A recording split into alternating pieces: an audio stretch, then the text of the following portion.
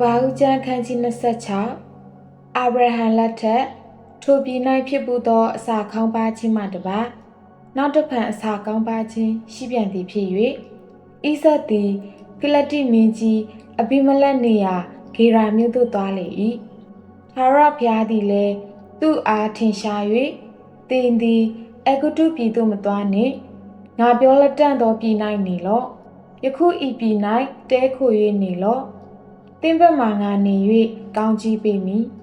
အကြောင်းမူကားသင်နှင့်သင်၏အမျိုးအနွယ်အားဤပြည်ရှိသမျှတို့ကိုငါပေးမည်သင်၏အဘအာဗြဟံအားငါကျိန်ဆိုသောစကားရှိသည့်အတိုင်းငါပြုမည်သင်၏အမျိုးအနွယ်ကိုကောင်းကင်ကျယ်ကဲ့သို့များပြားစေမည်သင်၏အမျိုးအနွယ်အားလည်းဤပြည်ရှိသမျှတို့ကိုငါပေးမည်သင်၏အမျိုးအနွယ်အားဖြင့်လည်းလူမျိုးပေါင်းတို့သည်ကောင်းကြီးမင်္ဂလာကိုခံရကြလိမ့်မည်အကြောင်းမူကားအာဗြဟံသည်ငါစကားကိုနားထောင်၍ငါစီရင်မှာထားသောပြည့်ညက်တရားအမျိုးမျိုးတို့ကိုစောင့်ရှောက်တည်းဟုမိန့်တော်မူ၏ဣဇက်သည်ဂေရာမြို့၌နေစဉ်တွင်မြို့သားတို့သည်သူ၏မယားအကြောင်းကိုမေးသောအခါယေဘခါသည်လှသောအစင်းရောင်ရှိသောကြောင့်ဤပြည်သားယောက်ျားတို့သည်သူ့အကြောင်းကြောင့်ငါကိုတတ်မည်ဟုဆိုရင်၍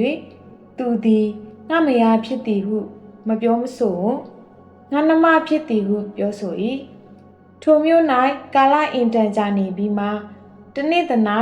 ဣဇက်သည်မိမိမယားရေဘခါနှင့်ကစားသည်ကိုဖိလိတိမင်းကြီးအဘိမလက်သည်ပြတင်းပေါဝါကကြည့်မြင်လျင်ဣဇက်ကိုခေါ်၍ထိုမိန်းမသည်အကယ်စင်စစ်သင်၏မယားဖြစ်၏တို့ရာတွင်သူသည်ငါနှမဖြစ်၏ဟုအဘယ်ကြောင့်သင်ပြောရသည်နည်းဟုမေးတော့ဣဇက်ကသူ့အတွက်ကြောင့်ကျွန်ုပ်တည်မည်ကိုစိုးရိမ်ပါသည်ဟုလျှောက်ဆို၏အဘိမလက်မင်းကလည်းငါတို့၌သင်ပြုသောအမှုကားအဘယ်သို့နည်းတစုံတယောက်သောသူသည်သင်၏မယားနှင့်အမတ်တမတ်သင့်နေလျင်ငါတို့ခေါင်းပေါ်မှာသင်သည်အပြည့်ရောက်စေလိမ့်မည်တကားဟုဆိုပြီးမှဤသူလင်မယားကိုပြစ်မှားသောသူသည်ဆက်ဆက်အသေးခံရမည်ဟုမိမိလူအပေါင်းတို့ကိုမှားထားသည်ထိုပြည်၌ဣဇက်သည်မျိုးစေ့ကိုကျဲ၍တနေ့ချင်းတွင်အစတရာသောအသီးအနှံကိုရလေ၏ထာဝရဘုရားသည်လည်းကောင်းကြီးပေးတော်မူသဖြင့်သူသည်ကြီးပွား၍အလွန်စည်းစိမ်ကြီးသည့်တိုင်အောင်တိုးတက်လျက်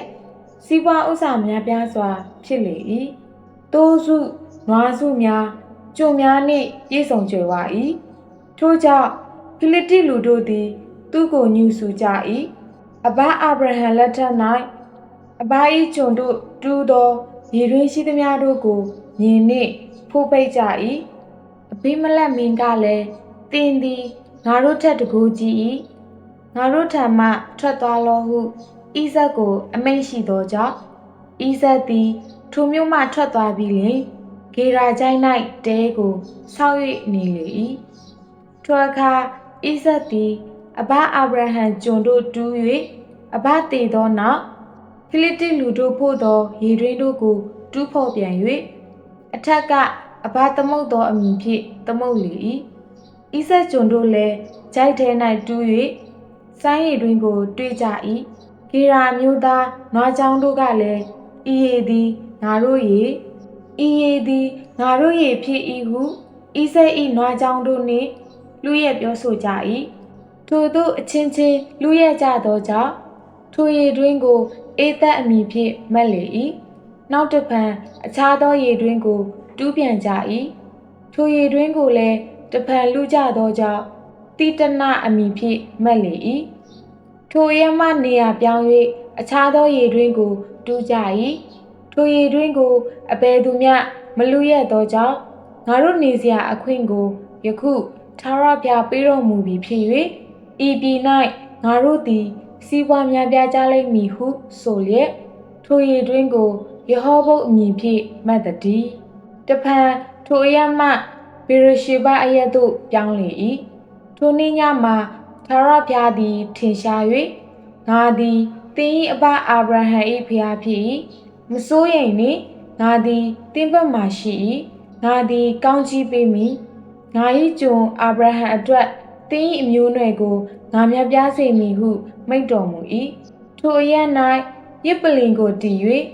ထာဝရဘုရား၏နာမတော်ကိုပတနာပြု၏တဲကိုလည်းတည်ဆောက်၍ကျွန်တို့သည်ရေတွင်းကိုတူးကြ၏ထိုအခါအဘိမလက်မင်းသည်အဆွေတော်အဟုဇတ်နှင့်ဗိုလ်ချုပ်မင်းဖိကောလာတို့ကိုခေါ်၍ဂေရာမြို့မှဣဇက်ရှိရာသို့သွား၏ဣဇက်ကလည်းသင်တို့သည်ငါ့ကိုမြင်ပြင်း၍နှင်ထုတ်ပြီးမှအဘယ်ကြောင့်လာကြသနည်းဟုမေးလျင်ထိုသူတို့ကထာဝရဘုရားသည်သင်ဘက်မှရှိတော်မူကြောင်းကိုငါတို့အမှန်သိမြင်သည်ဖြစ်၍ငါတို့သည်သင်ကိုမထိမခိုက်ကျေးဇူးကိုသာပြု၍ငြိမ်ဝတ်စွာလွတ်လိုက်သည်နိတုသင်သည်ငါတို့ကိုအပြစ်မပြုရဟုငါတို့တစ်ဖက်သင်တစ်ဖက်နှစ်ဖက်သားတို့သည်တစ္ဆာဂတိထား၍မိတ္တဟာယဖွဲ့ကြစို့သင်သည်ထာဝရဘုရားကောင်းချီးပေးတော်မူသောသူဖြစ်ပါ၏ဟုဆိုသောဣဇက်သည်သူတို့အဖို့စားတောက်ပွဲကိုလုပ်၍အတူစားတောက်ကြ၏နနက်စောစောထား၍အချင်းချင်းတဦးနှင့်တဦးတစ္ဆာပြုကြပြီးမှဣဇက်သည်သူတို့ကိုလွတ်လိုက်၍သူတို့သည်ငြိမ်ဝတ်စွာသွားရကြ၏ထိုနေ့၌ပင်ဣဇက်ကျွန်တို့သည်လာ၍မိမိတို့တူးသောတွင်၌ရေတွေ့ချောင်းကိုပြောဆိုကြလျင်ထိုရေတွင်ကိုရှေဘအမည်ဖြင့်မှတ်လေ၏ထိုကြောင့်ထိုအရ၌တည်သောမြို့ကိုဘေရရှေဘမြို့ဟုယနေ့တိုင်အောင်တွင်လေသည်အေသောသည်အသက်40ရှိသောအခါဟိတ္တိအမျိုးသားဘေရိ၏သမီး